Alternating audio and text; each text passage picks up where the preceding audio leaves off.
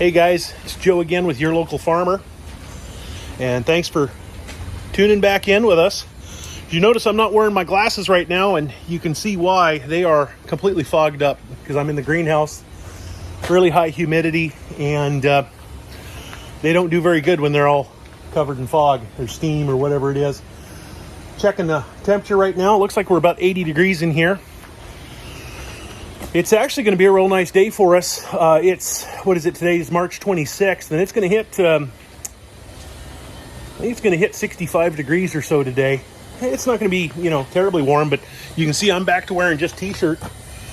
And thank God, because in here I'm burning up. If I was wearing my sweatshirt right now, I'd be dying. Well, I was just out in the field with one of our new RTVs. Now, I say new to us. It's not brand new. In fact, we were just looking at a manufacture date on this thing, and it appears to be one of the earliest of the Kubota RTVs. We just picked it up over the winter for a pretty good price. Unfortunately, we're now dealing with all of the broken items on it. So let me show you what I just found here.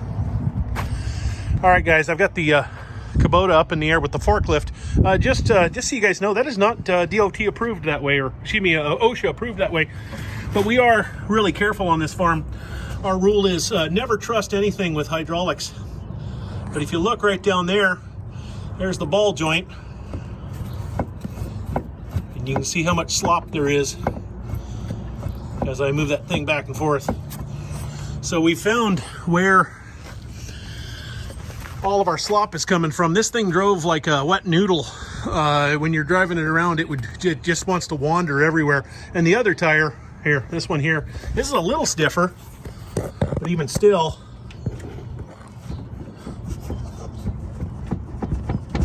this one's wiggling too. Well, guys, I just hooked up the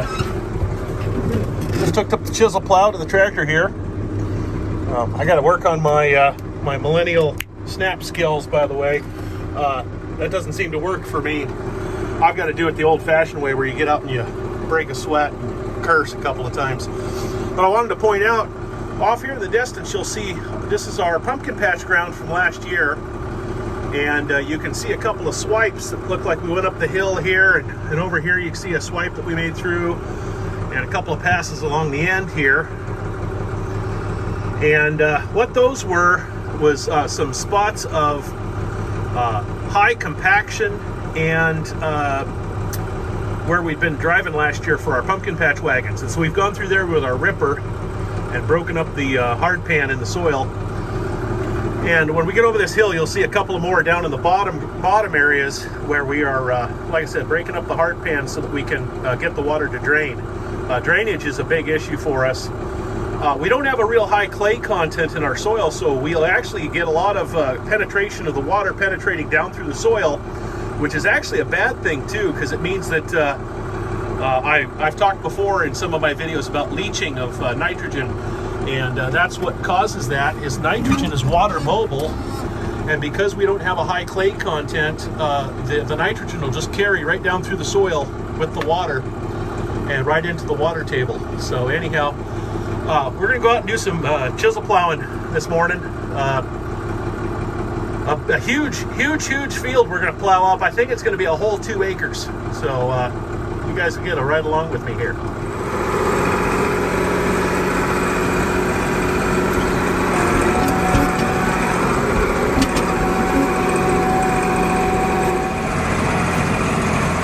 Doing a little extra protection today, wearing earphones inside the cab. You may ask why. Well, mainly it's because they have Bluetooth and I can listen to my radio. It's a whole lot better than the piece of crap radio we have in this tractor. So, coffee, love it. It's a little wet out yet. We're trying to get some ground planted to oats for some hay. It'll be a quick turnaround, but we like to use oats. It's a fast, quick, cheap, and easy crop. It germinates right when it's nice and chilly out.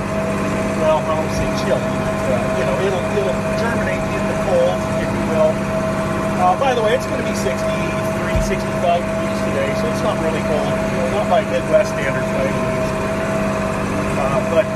So what we're going to do is probably just chisel plow it. We will, by the way, there's the chisel plow. We'll probably broadcast the seed on and then disc it in. That's all. And here we are, running down some corn stalks from last October. The other thing is, this will be an area, this will actually get used for green beans and cucumbers this year. But it'll be some of our last plantings of green beans and cucumbers. So the nice thing is, we will have plenty of time to plant this oat crop, get it up, get it grown, get it harvested, plow it back under, and then use it a second time this year to raise, like I said, green beans and cucumbers.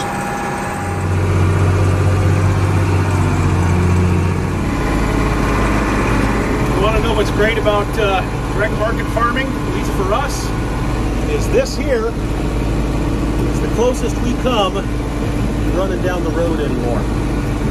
The roads around here have gotten so busy that traffic is just chaos, and it was starting to get really dangerous going down the roads. Not to mention, the more you go down the roads, the more your tires wear, and tires aren't cheap. And so it's kind of a real blessing that we don't have to deal with traffic anymore. It's just run up and down these gravel roads between the fields. So I just got back from chisel plowing, and I decided I was supposed to grease the chisel plow up before I started, but it was just a tiny little field. It's not going to make a world of difference. But I brought it back into the shop, started greasing the chisel plow. That way it's clean and ready to go for next time at least. And realized that the left side wheel bearing is completely shot. The race is hanging out of it and everything. There's no balls in the ball bearing. So I just parked it at the shop, getting ready to start tearing apart the left side wheel and axle assembly, and fired up the forklift here to pick up the side of the chisel plow there, put it up on some blocks, and found out that the forklift was empty. So I'm over here at our propane tank filling up the propane, and yeah, it's always something, isn't it? Yeah, so I think that right there is our problem. What do you think?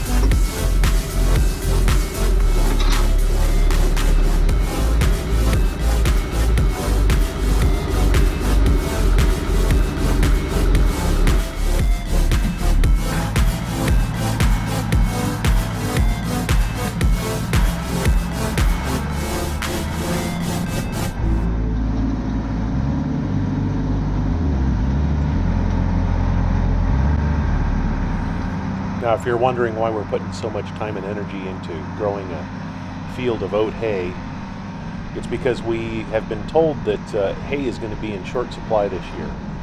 With all of the issues with farmers getting fertilizer, not to mention the price of fuel,